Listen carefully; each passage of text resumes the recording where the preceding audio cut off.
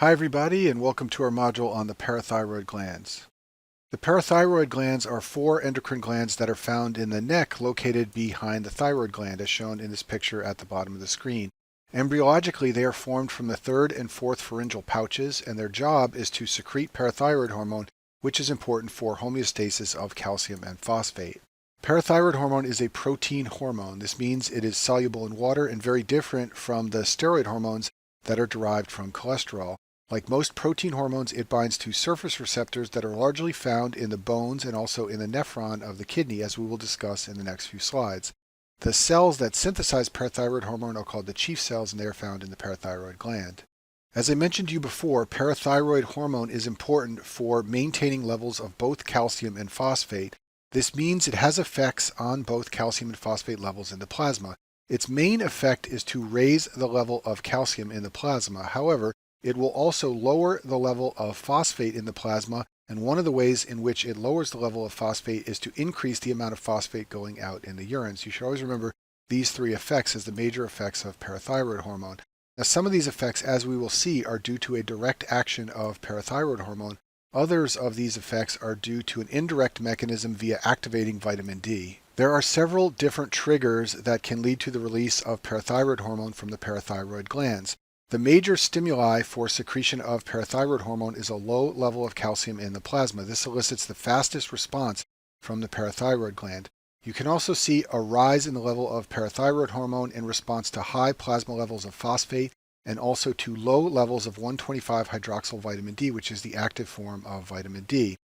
The way that calcium manipulates the release of parathyroid hormone from the parathyroid gland is by binding to calcium-sensing receptors, or CASRs. When calcium binds to the calcium-sensing receptors, this leads to a drop in the amount of parathyroid hormone released by the glands. Magnesium can also affect the parathyroid glands, and it has a very similar effect on the glands to calcium. An easy way to remember this is to recall that magnesium and calcium are very close to one another on the periodic table of elements. Magnesium and calcium share many similar properties, and thus it makes sense that they should both exert a similar effect on the parathyroid gland. A high magnesium will result in a decrease in the amount of parathyroid hormone released by the glands. This is the same effect as calcium, and this is because magnesium can activate the calcium-sensing receptors just like calcium can. Conversely, a low magnesium level will lead to an increase in the amount of parathyroid hormone released by the glands. This is also the same effect as calcium, and this will lead to increased GI and renal magnesium absorption along with calcium, and this will help to maintain the calcium level in the plasma. There is one exception to the rule that magnesium has the same effect as calcium on the parathyroid glands, and that has to do with very low magnesium. If the level of magnesium gets very low, this will inhibit parathyroid hormone release. The reason for this is that some magnesium is required for normal functioning of the CASR. If the level of magnesium is very, very low, there will be abnormal function of the CASRs, and this will lead to a suppression of parathyroid hormone release. And the reason this is important clinically is that you can see hypocalcemia in the setting of severe hypomagnesemia, and that is from inhibition of parathyroid hormone release in the setting of very low magnesium. Another way to remember that calcium and magnesium can have similar effects on the parathyroid gland is to remember that they can both affect the QT interval on the surface EKG. If you look at this tracing on the top right side of the screen here, the QT interval is the interval from the beginning of the QRS complex to the end of the T wave, and it is normal in this example. Low magnesium and low calcium can both cause a prolonged QT interval as shown on this tracing on the left side of the screen. The QT interval begins here and ends about here. This is a QT interval of about 500 or more milliseconds, and that is very prolonged. Hypercalcemia, on the other hand, can cause a short QT syndrome as shown in this tracing on the bottom right side of the screen. Hypermagnesemia is not known to cause a short QT, only hypercalcemia. Now let's talk about the effects of parathyroid hormone on the different tissues and cells of the body. In the kidney, parathyroid hormone leads to increased calcium resorption in the distal convoluted tubule. I'll show you a picture of that in a minute. In the proximal tubule, you can see a decrease in the amount of phosphate reabsorption. We will also look at that in a second. And then also in the kidney, you can see an increased synthesis of 1,25-hydroxyl vitamin D, which is the active form of vitamin D. In the GI tract, parathyroid hormone leads to increased calcium and phosphate absorption. This is an indirect effect that occurs via vitamin D. And then finally, in bones, you can see increased calcium and phosphate reabsorption both directly through parathyroid hormone and indirectly via vitamin D. Now this may confuse you because some of these effects show a rise in the phosphate level in the serum, whereas the kidney will excrete more phosphate. You should always remember that the net effect of parathyroid hormone is to lower the amount of phosphate in the serum, even though it is increasing the absorption in the GI tract and the resorption in the bones. Here's a depiction of the effects of parathyroid hormone on the proximal tubule of the nephrons. Parathyroid hormone inhibits a sodium phosphate cotransporter found in the proximal tubule. This leads to more phosphate being trapped in the urine and thus being excreted with the urine. This will lead to a decrease in the phosphate level in the serum. Also in the proximal tubule, parathyroid hormone increases the conversion of vitamin D to its active form. There is an enzyme found in cells of the proximal tubule called 1-alpha hydroxylase. It converts 25-hydroxyl vitamin D into 1,25-hydroxyl vitamin D, which is the active form of vitamin D, and parathyroid hormone activates this enzyme. I talk about this whole process of activation of vitamin D in more detail in the biochemistry modules. One side note here is that this activation of vitamin D can occur independently of the kidney in diseases like sarcoidosis, and this is a way you get hypercalcemia in sarcoidosis. You have activation of vitamin D in absence of parathyroid hormone stimulation. Here's another depiction of parathyroid hormone effects on the kidney, this time showing the effects on the distal convoluted tubule. Parathyroid hormone can activate a pump that reabsorbs calcium in exchange for sodium. This will pull more calcium out of the urine and into the interstitium in blood and raise the amount of calcium found in the serum. Now I'm going to talk about the effects of parathyroid hormone on bones, and this can be a point of confusion for students because parathyroid hormone has multiple different effects on bone. It can stimulate both bone resorption and formation, and the dominant effect varies with the dosage and timing of administration of parathyroid hormone to cells in the bones. If you administer parathyroid hormone to bone cells and bone tissue continuously, you will see bone resorption and a rise in the serum calcium level. And this is the way the parathyroid hormone works physiologically, to raise the serum calcium level and keep it normal, or to raise it in the setting of hyperparathyroidism. If, however, you administer parathyroid hormone to bone tissue via a low-dose once-daily bolus, you will see increased bone mass and bone formation, and this is the mechanism of action behind the drug teriparatide. Teriparatide is an analog of parathyroid hormone, and it can be used to treat osteoporosis. This can seem counterintuitive. Why would you administer an analog of parathyroid hormone in a weak bone disease when parathyroid hormone causes resorption of bone? The reason teriparatide works is because when administered as a once-daily low-dose bolus, you see bone formation, and therefore it's beneficial in osteoporosis. To understand how parathyroid hormone works on bones, we need to review the types of cells found in bones. The first cell type are the osteoblasts. These are bone-forming cells, and they contain parathyroid hormone receptors, and they can increase bone mass in response to stimulation from parathyroid hormone. The other important cell type found in bones are the osteoclasts. These are bone-resorbing cells. They have no parathyroid hormone receptors, and they are activated indirectly by parathyroid hormone by way of the osteoblasts. When osteoblasts are stimulated by parathyroid hormone, they will synthesize a substance called MCSF. This stands for macrophage colony stimulating factor. It is secreted by the osteoblasts, and this will activate the osteoclasts. Also, when stimulated by parathyroid hormone, osteoblasts will synthesize a surface receptor called RANKL, which stands for receptor activating nuclear factor Kb ligand. This is expressed on the surface of osteoblasts, and osteoclasts have receptors for RANKL so that they can bind and become activated.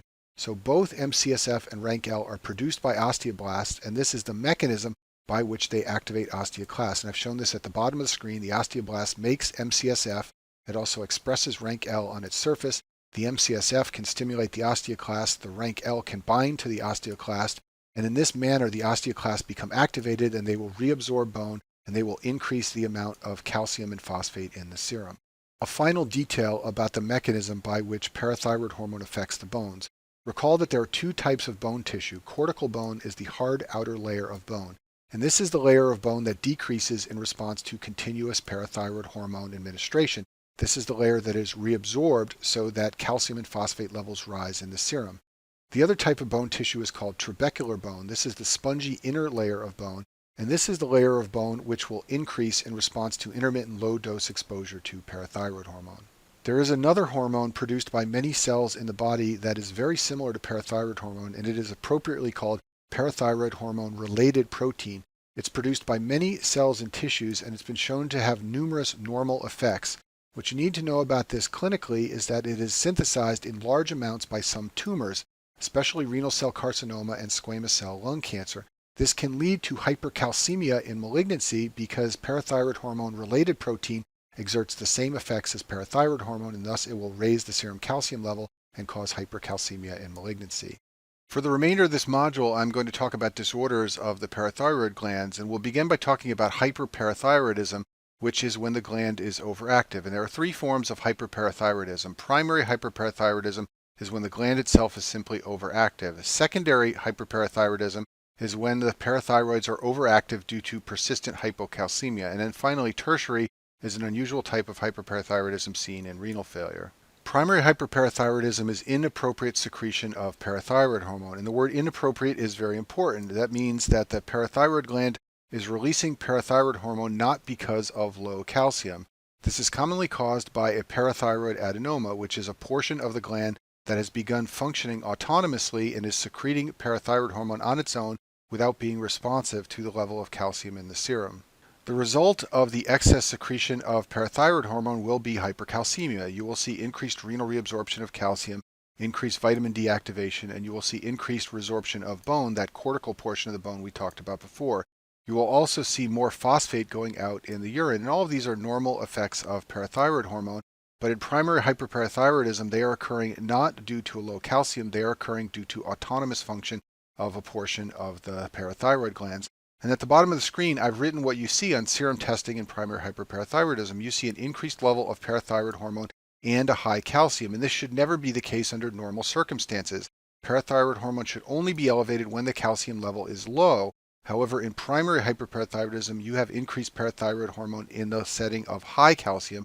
That is backwards, and that tells you something is abnormal. Let me make an important point about the urinary calcium level in primary hyperparathyroidism. The urinary calcium level is usually high or normal, and this can be confusing as a medical student. The high parathyroid hormone level leads to increased urinary reabsorption of calcium, and as you know, this is one of the mechanisms that leads to hypercalcemia. This can lead you to believe that the urinary calcium level should be low, but that is incorrect because there's another fact you need to appreciate. The hypercalcemia leads to more calcium being filtered, and this overwhelms the reabsorptive capacity of the nephron, and this leads to a rise in urinary calcium such that the urinary calcium level becomes normal or high. It is not low in primary hyperparathyroidism, and make sure you understand that mechanism. The symptoms of primary hyperparathyroidism are the symptoms of hypercalcemia, and those symptoms go by the mnemonic stones, bones, groans, and psychiatric overtones. Now, in reality, this is largely historical. Years ago, when there were no treatments for hyperparathyroidism, patients would have calcium levels that would climb and climb and climb until they developed all of these symptoms. In the modern era, most patients are diagnosed early in the course of their disease. In fact, most patients who are diagnosed are asymptomatic. Many primary care physicians check calcium levels annually on routine blood work, and they often make the diagnosis when the calcium level is elevated. Another common presentation in the modern era is recurrent kidney stones. Some forms of kidney stones contain calcium, and when you have mild hypercalcemia, one of the first things that can happen is you get kidney stones recurrently. The other signs and symptoms like stones, bones, groans, and overtones, when they are seen, are often seen in the setting of malignancy. Hypercalcemia malignancy can occur much more rapidly than hypercalcemia from primary hyperparathyroidism, and thus patients can quickly develop a high calcium level, and you will sometimes see all of these symptoms. So let's talk in more detail about the symptoms you can see in hypercalcemia and in primary hyperparathyroidism. As I said before, you can develop kidney stones. This is from high calcium in the urine causing kidney stones. You can also see dehydration in hypercalcemia. This occurs because calcium blunts the effects of antidiuretic hormone. This causes a picture that looks like nephrogenic diabetes insipidus with polyuria and polydipsia, and if it's severe, it can lead to renal failure. Bones refers to the bone pain that can occur in hyperparathyroidism. This is the result of the adverse effect on bones of long-standing high parathyroid hormone, and we'll talk more about that in a minute. Groans stands for abdominal pain. This is for the constipation, anorexia, and nausea that patients develop when they have high levels of calcium. In addition, it's long been known that you can see increased stomach acid production in patients with hypercalcemia and hyperparathyroidism. The mechanism of this is unclear, but you should be aware that recurrent peptic ulcers is also something you can see in hypercalcemia. And then finally, if your calcium level gets very high, you can become disoriented and confused. This is psychiatric overtones. Patients with hypercalcemia can have anxiety and altered mental status from the high calcium levels. Now I want to spend a minute talking about the bony changes that occur in hyperparathyroidism. Those changes are called osteitis fibrosis cystica. This is the classic bone disease seen in long-standing untreated hyperparathyroidism. The clinical features that develop and what the patient will complain about are bone pains and recurrent fractures. What's happening at the tissue level is that bone is being resorbed in the subperiosteum. You should remember this word subperiosteal. It's a USMLE buzzword. Recall that the periosteum is the membrane surrounding bone, and just below that layer, bone resorption occurs in hyperparathyroidism. This is commonly detected on x-rays in the bones, and in the fingers you will see irregular or indented edges to the bones, and that's because those edges just below the periosteum are being resorbed. The other classic finding of osteitis fibrosis cystica is called brown tumors. These are also sometimes called osteoclastomas. These are collections of giant osteoclasts in the bone. Remember that parathyroid hormone can stimulate osteoblasts and osteoclasts, so you can get giant osteoclasts in the bones that look like tumors on x-rays. The osteoclasts are mixed in with stromal cells and matrix proteins, and you get big black spaces in the middle of the bone seen on x-ray.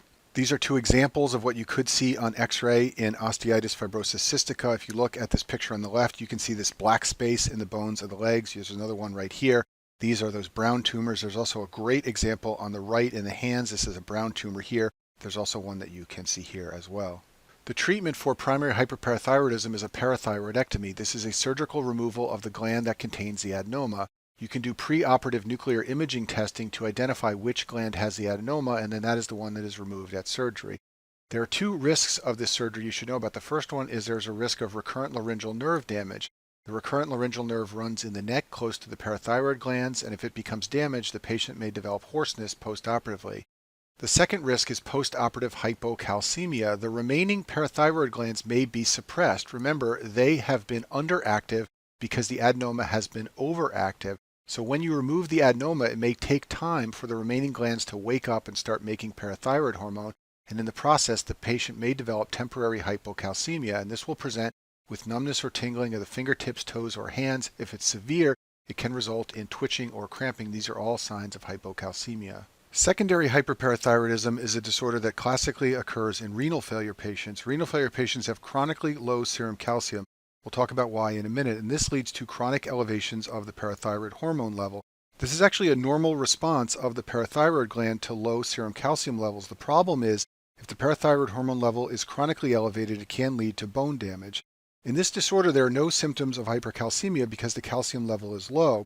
The problem is that long-standing elevations of parathyroid hormone lead to what's known as renal osteodystrophy. This is a bone disease. Patients complain of bone pain. That's the predominant symptom. They are also at risk for fractures. They have weak bones secondary to the high parathyroid hormone levels. And if it's severe and untreated, it can lead to osteitis fibrosis cystica, which has that collection of bone changes we talked about a few slides ago. And at the bottom of the screen, I've written the findings you will see on serum testing in secondary hyperparathyroidism. You will see high parathyroid hormone levels and low calcium. This is actually the normal response of the parathyroid gland. Like I said before, it's just a problem because this elevation of parathyroid hormone goes on unchecked for long periods of time. Tertiary hyperparathyroidism is also a consequence of chronic renal failure. Once again, that chronically low calcium in renal failure leads to a chronically high parathyroid hormone level. If this goes on for a long period of time, the parathyroid will become autonomous and it will release parathyroid hormone no matter what the serum calcium level is.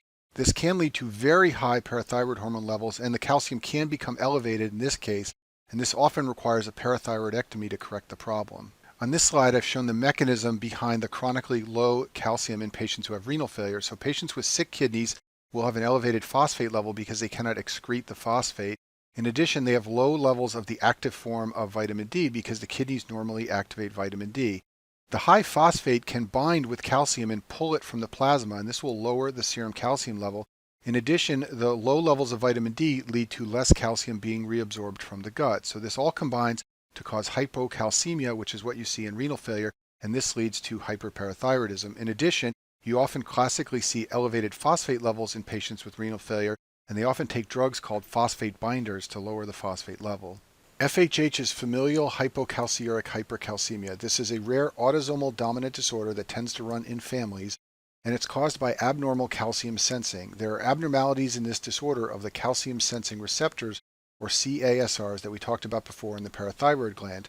These are G protein membrane receptors, and a number of abnormalities have been described in the different components of the receptor. And I talked before about how CASRs are found in the parathyroid gland, but you should also know that they are found in the kidneys and also many other tissues. So in this disorder, there is a higher than normal set point for calcium, so the patients can have a normal parathyroid hormone level, but the calcium level will be increased, hence the word hypercalcemia in the name of the disorder. In addition, because the CASRs are found in the kidneys, there is more renal resorption of calcium, and this leads to a low urinary calcium, hence the word hypocalciuric in the name of the disorder. The findings in this disorder are usually a normal parathyroid hormone level in the setting of a mildly elevated serum calcium. Then in the urine, you will see a low urinary calcium, and this is a very important finding. When you have hypercalcemia, you usually have a high urinary calcium because more calcium is being filtered and excreted. However, in this disorder, you have a low urinary calcium, and that helps to make the diagnosis. Now, in real life, this disorder can look just like primary hyperparathyroidism. Some patients have a mildly increased PTH level, and this can make it look like primary hyperparathyroidism. The real-world distinction from primary hyperparathyroidism, which is a much more common disorder, is difficult. There is genetic testing available, and it's important to distinguish this from primary hyperparathyroidism because FHH is usually mild and does not require any treatment, and you don't want to unnecessarily send a patient with FHH for a parathyroidectomy thinking they have primary hyperparathyroidism. Now let's talk about hypoparathyroidism. This is where you have an inappropriately low PTH secretion from the parathyroid gland. And once again, the word inappropriate is important. This means it is not due to hypercalcemia. And when you have hypoparathyroidism, you will develop hypocalcemia. And I've written the serum findings on the screen once again. In hypoparathyroidism, you have a low PTH level and a low calcium, and this is backwards. You should only have a low PTH level when the calcium is high. In this case, both the PTH and calcium level are low, and that's a tip-off that something is wrong. The signs and symptoms of hypoparathyroidism are the signs and symptoms of hypocalcemia, and those signs and symptoms are neuromuscular irritability and tetany, and let's talk about what those two terms mean. Neuromuscular irritability means abnormalities of the nerves and the muscles. In the nerves, the symptoms are tingling of the fingers and toes and classically around the mouth. In the muscles, the symptoms of hypocalcemia are intermittent spasms, and that's called tetany, and there are two classic signs of the tetany that occurs in hypocalcemia. The first one is called Trousseau's sign. This is where the hand spasms when you inflate the blood pressure cuff around the arm. The second sign is Schwastik's sign. This is contraction of the facial muscles when you tap on the facial nerve right next to the ear. And then finally, if the calcium level gets very low, you can develop seizures. The most common reason patients develop hypoparathyroidism is surgical excision of the parathyroid glands. This can occur on purpose after parathyroid surgery, but more often it is accidental after thyroid or neck surgery. And a classic scenario is a patient who presents a few days or weeks after thyroid or neck surgery and has tingling and spasms. That patient needs their calcium level checked. They likely have hypoparathyroidism. There are other much more rare causes of hypoparathyroidism. This can include systemic diseases like hemochromatosis with iron deposition or Wilson's disease with copper deposition, or rarely metastatic cancer has been described invading the parathyroid gland. All these things can destroy the parathyroid tissue and lead to hypoparathyroidism. There are two rare causes of hypoparathyroidism that you should know as a medical student for step 1. The first one is called autoimmune polyendocrine syndrome type 1. This is a rare autosomal recessive disorder that is caused by mutations in autoimmune regulator genes or AIR genes. Mutations of these genes are also associated with chronic mucocutaneous candidiasis, which is a disorder I discuss in more detail in the ID modules. Patients who have this disorder present with mucocutaneous candidiasis, which are candida fungal infections of the skin and mucosal membranes. They also develop autoimmune destruction of the parathyroid gland, so they have autoimmune hypoparathyroidism. And then finally, they develop Addison's disease, which is autoimmune destruction of the adrenal glands. This is very rare, and all you need to remember about this is that it's caused by the AIR gene, and it results in this triad, which includes hypoparathyroidism. The second rare cause of hypoparathyroidism is thymic aplasia or DeGeorge's syndrome. This is an immunodeficiency syndrome, which I talk about in more detail in the immunology modules. It results from failure of the third and fourth pharyngeal pouch to form. And remember, I told you before, the third and fourth pharyngeal pouches are the origin of the parathyroid glands.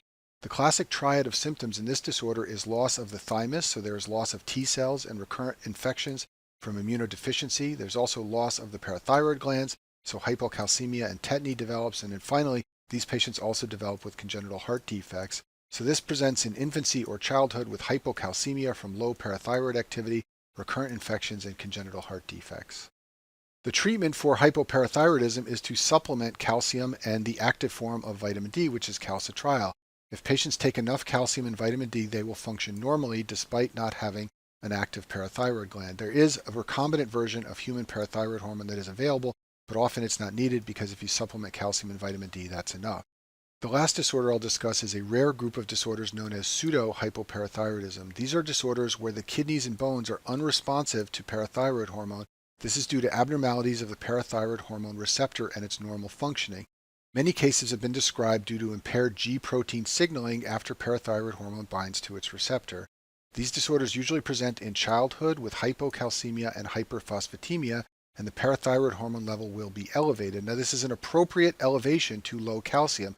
Parathyroid hormone levels are rising, trying to correct the hypocalcemia, but they are unable to correct it because the kidneys are unresponsive and thus calcium is being lost in the urine. Therefore, in serum testing, what you see is a high parathyroid hormone level and a low serum calcium level. One of the forms of pseudohypoparathyroidism is called Albright's hereditary osteodystrophy. This is a rare autosomal dominant condition that leads to hypocalcemia, hyperphosphatemia, and elevated PTH by the mechanism we talked about in the last slide. It's also associated with a collection of typical clinical features that include short stature, shortened fingers, the fourth and fifth metacarpals are typically short, rounded faces, and mild mental retardation. All of the causes of pseudohypoparathyroidism are very rare. What they're going to want you to recognize for step one is that if you have a high PTH level, yet the calcium level is low, this means there must be calcium being lost somewhere. In other words, parathyroid hormone is unable to exert its effects on the kidneys and bones. And one of the mechanisms for that is a failure of the parathyroid hormone receptor in pseudohypoparathyroidism. So that's a nice segue into my final slide. Let me leave you with a couple of tips for how to approach problems involving serum calcium and parathyroid hormone levels. The first step is to look at the serum calcium level and decide whether it's low or high. The second step is to look at the PTH level and decide whether it is low or high. If they are both in the same direction, meaning both are increased or both are decreased, this means there's a problem with the parathyroid gland. If both the calcium and the PTH level are high, you have hyperparathyroidism. If both levels are low, you have hypoparathyroidism. If they are going in opposite directions, this is a normal response of the parathyroid glands to a calcium problem. The calcium problem could be renal failure. In renal failure, you have low serum calcium, and that causes secondary hyperparathyroidism. If you have renal losses of calcium and bones that aren't responding to parathyroid hormone, that could give you pseudohypoparathyroidism. But in all of these cases, you've got a normal response to some abnormally low level of calcium in the serum. And that concludes our module on the parathyroid glands.